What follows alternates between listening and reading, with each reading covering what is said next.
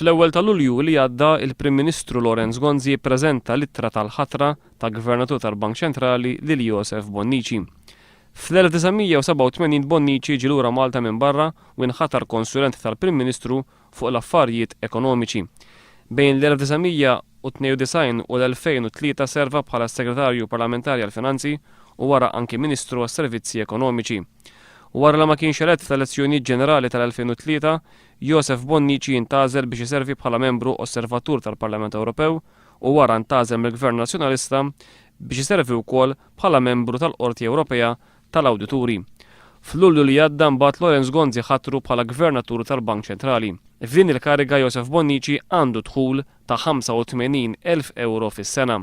Dan minn barra li se jkun qed jagħmel użu minn karozza uffiċjali, servizz ta' smartphone u polza tal-assigurazzjoni tas-saħħa.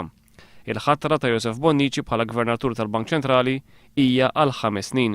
Għalhekk f'din il-kariga se jkun tħallas mill-inqas total ta' 425,000 euro.